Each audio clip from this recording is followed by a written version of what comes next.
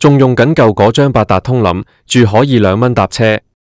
如果你係咁諗就真係大鑊啦，分分鐘企喺閘機門口先發現扣錯錢，或者明明夠歲數但係攞唔到應有嘅福利，咁就真係白白嘥咗啲血汗錢。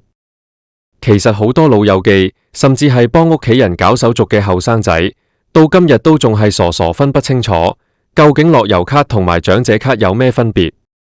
係咪攞咗一張就唔使要另一張？定係2張都要攞齊先至係福利大贏家？今日我就同大家嚟一個最全攻略，由申請門檻、程序講到2張卡嘅優惠分別，保證你聽完之後唔會再行冤枉路，仲可以幫身邊嘅朋友做埋專家。我哋先講下依家最火熱，亦都係最直接影響你荷包嘅樂悠卡。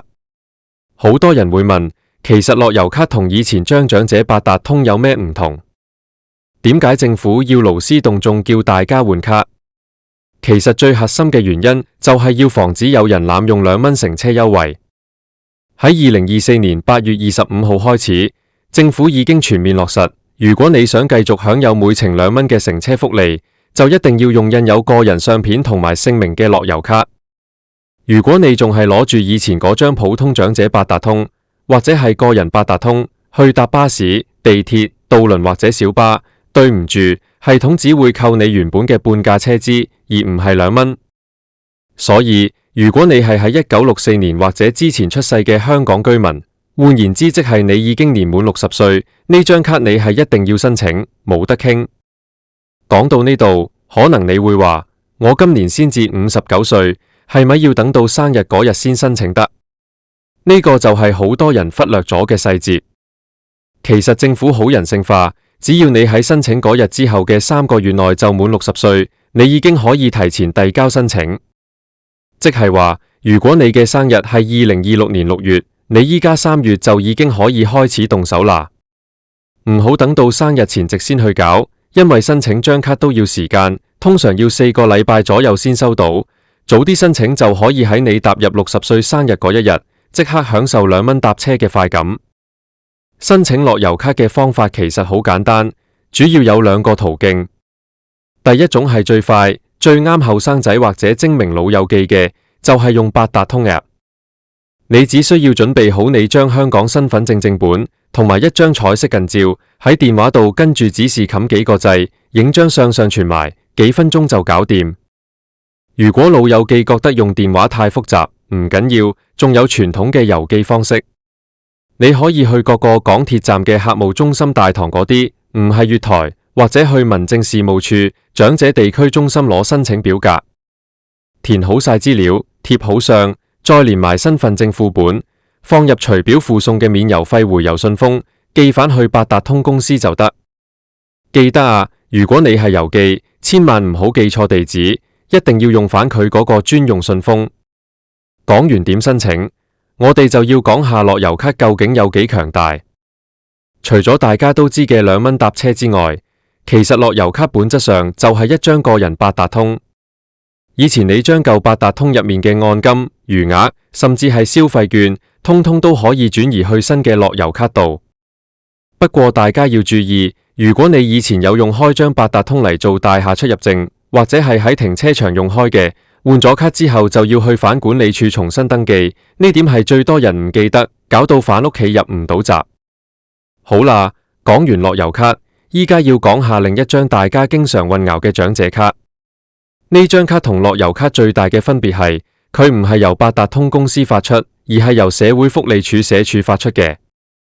申請嘅歲數門檻亦都唔同，樂悠卡係60歲，而長者卡就一定要年滿65歲先申請得。你可以將長者卡想象成一張福利通行證，佢唔係用嚟搭車，而係用嚟喺食飯、買嘢、睇戲甚至睇醫生嘅時候攞折扣。點解我話2張卡要攞齊？大家想象下一個場景，你今日65歲，你用樂悠卡搭2蚊地鐵去到中環，出閘之後去一間連鎖快餐店食早餐。呢個時候，你攞張長者卡出嚟，可能個早餐可以減2蚊，或者送你一杯熱奶茶。食完早餐去戲院睇場早場，攞張長者卡出嚟，可能原本60蚊嘅飛，依家30蚊就買到。你睇呢度嘅玩法係雙劍合璧，一張幫你慳車錢，一張幫你慳生活費。講到長者卡嘅申請，佢就冇樂悠卡咁科技化，你一定要去到65歲生日嗰日或者之後先可以申請，唔可以提前。申請方法包括親身去社署嘅長者卡辦事處，或者郵寄，甚至依家可以網上申請。最緊要係張相要夠清晰，因為張卡係永久性嘅，除非你唔見咗或者損壞，否則你攞咗之後可以用到100歲。而且長者卡係免費申請嘅，如果你係第一次申請，社署1毫子都唔會收你。依家我哋嚟做一個深度對比，等大家清清楚楚。首先係功能，樂悠卡係電子錢包，主力係搭車2蚊；長者卡係身份證明，主力係消費折扣。第二係年齡，樂悠卡係60歲，長者卡係65歲。第三係用途廣泛度，如果你去海洋公園，65歲或以上嘅香港居民攞住長者卡或者樂悠卡，係可以享有特別優惠，甚至特定日子免費入場嘅。但係如果你係60至64歲，你就主要係靠樂悠卡嚟搭車。其他商戶優惠就要睇返個別商戶有冇提供俾60歲以上人士，因為好多商戶仲係定義長者為65歲。呢度有一個好重要嘅資訊要話俾大家聽，就係關於銀髮族嘅消費優惠。隨住香港人口老化，其實好多大集團都已經將優惠門檻降低到60歲。例如某啲大型超市，佢哋可能逢星期3有長者9折，以前要長者卡65歲，依家你出示樂悠卡60歲，佢都照樣俾你。所以如果你啱啱夠60歲，雖然未攞得長者卡，但係出街嘅時候，不妨大方啲問一句，請問樂悠卡有冇優惠啊？分分鐘幫你慳埋唔少。不過亦都有啲老友記同我反映，話申請樂悠卡好麻煩，又要影相又要填表。其實大家要明白，政府咁做係為咗將福利精準投放。以前將普通長者八達通，隨便一個後生仔買咗都可以攞嚟用，只要入閘嗰陣冇人查，佢就一直坐2蚊車。咁樣對公帑係好大嘅負擔。依家換咗樂悠卡，上面有你個樣，有你個名，一旦被職員查飛，你唔係本人就係違規。所以呢張卡其實係保護緊我哋真正有需要嘅老友記，確保呢個2蚊優惠可以長遠做落去。講到2蚊乘車優惠，有幾點大家一定要留意。第一，呢個優惠係唔包機場快線、東鐵線嘅頭等位，同埋某啲特定嘅豪華巴士線。如果你攞住樂悠卡去坐東鐵頭等，你係要補回頭等差價嘅，唔好以為2蚊可以由羅湖坐到金鐘，仲要係頭等啊。第二，優惠係包括咗絕大部分嘅紅色小巴同埋街道，只要佢哋門口貼有2蚊優惠個標誌就得。另外，好多老友記關心一個問題，如果不見咗張卡點算？呢個就係樂悠卡同長者卡嘅另一個分別。如果你唔見咗樂悠卡，因為入面有錢，亦都有你嘅個人資料，你一定要第一時間打去八達通公司報失。報失之後，佢哋會凍結張卡，3至4鐘之後入面嘅餘額就會受到保護。之後佢哋會寄返張新卡俾你，不過要收返手續費。至於長者卡，如果不見咗，你就要去社署補領，補領係要俾錢嘅，目前係22蚊。所以大家記得要好好保管呢2張寶貝。再同大家分享一啲攞盡優惠嘅小貼士。喺香港，長者卡嘅優惠真係多到你唔信。除咗食嘢之外，好多政府部門嘅收費都有減免。例如你去康文署租羽毛球場，或者去公立醫院睇醫生，長者卡都可以幫你慳返唔少錢。甚至係去銀行開戶口，好多銀行會豁免長者嘅最低結餘要求，只要你出示長者卡或者樂悠卡證明你夠歲數就得。講到呢度，我想特別提提一班跨境嘅老友記。依家好多人會返大灣區退休或者玩，咁呢2張卡喺內地有冇用呢？目前嚟講，樂悠卡嘅2蚊優惠僅限於香港境內。如果你去到深圳、廣州坐地鐵，你可能要另外申請當地嘅長者優待證。不過據我所知，依家八達通已經推出咗全國通，雖然同樂悠卡唔係同一張卡，但未來兩地嘅交通互聯互通會做得更好。至於長者卡，喺內地某啲景點，你出示香港嘅長者卡，有時對方都會俾半價甚至免費優惠你，所以帶埋去絕對冇損失。我哋再嚟傾下一個好現實嘅問題，點解有人會遲咗就冇2蚊搭車？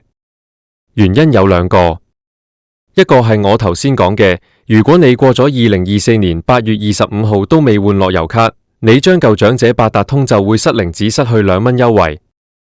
另一個原因係，如果你嘅樂悠卡太耐冇用，或者冇去增值，張卡係會進入睡眠狀態嘅。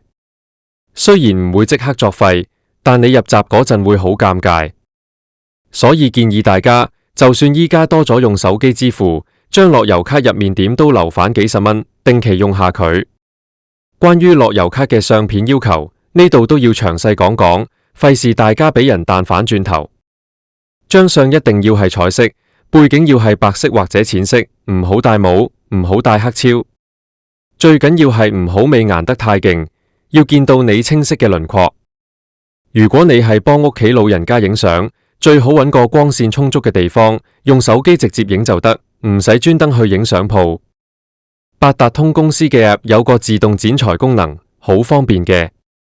大家仲要記住一個時間點，就係2026年嘅今日。其實大部分嘅系統已經非常成熟。如果你仲聽到有人話唔使換啦，我呢張用咗10年都係咁用，你一定要提醒佢，唔好等到被罰款或者被扣全費先嚟後悔。香港政府依家推行緊智慧城市，好多福利都係同個人身份掛鈎。樂悠卡其實係一個起步，未來可能會有更多福利直接入落呢張卡度。總結一下今日嘅全攻略。如果你係60至64歲，你嘅目標係第一時間申請樂悠卡，攞咗之後就可以全港通行2蚊坐車，同埋留意邊啲商戶肯俾60歲優惠。如果你係65歲或以上，你嘅目標係2張卡都要有齊。樂悠卡放喺銀包最容易攞嘅位用嚟搭車，長者卡就收喺格仔位，食飯買嘢嗰陣攞出嚟問優惠。申請程序方面，記得樂悠卡可以生日前3個月搞，長者卡就要生日當日或之後搞。樂悠卡可以透過 App 或者郵寄，長者卡可以網上、郵寄或者親身。如果你係幫緊屋企長輩搞，記得幫佢哋檢查清楚身份證影印本係咪夠清晰，相片係咪符合規格。其實講咁多，最緊要係想各位老友記明白，呢啲係你哋辛辛苦苦做咗幾十年嘢應得嘅回報。2蚊搭車唔單止係慳錢，更重要係鼓勵大家多啲出街，見下朋友，飲下茶，唔好成日留喺屋企。有咗呢2張卡，你去邊度都唔使心痛車錢，買嘢食嘢又有折扣，生活質素自然會提高。如果你身邊仲有朋友話哎呀，我唔識搞啊，好麻煩啊，你可以同佢講，依家好多社區中心、區議員辦事處都有義工幫手。只要你帶齊身份證同埋相片去，佢哋好樂意幫你填表。唔好因為怕麻煩而放棄自己嘅權益。最後想同大家分享一個小觀察，我發現好多攞咗樂悠卡嘅老友記，成個人都開心咗，因為佢哋覺得自己升級咗。呢張卡唔單止係一張八達通，佢係一個身份嘅象徵，代表你進入咗人生另一個精彩嘅階段。你可以自由自在咁喺呢個城市穿梭，由柴灣坐到天水圍都只係2蚊，呢種自由係無價嘅。希望今日呢篇最全攻略可以幫到大家。記得福利呢啲嘢真係早申請早享受，遲咗就真係冇。如果你仲未搞，聽日就去攞表或者下載 App 啦。如果你已經攞咗，咁就快啲約埋3、5知己，攞張卡出嚟，去轉離島或者去飲長茶，好好利用呢啲屬於你哋嘅優惠。生活喺香港，雖然物價貴，但只要識得運用呢啲長者福利，依然可以過得好精彩、好充實。大家記得，樂悠卡同長者卡係相輔相成嘅，唔好因為有咗其中一張就忽視另一張。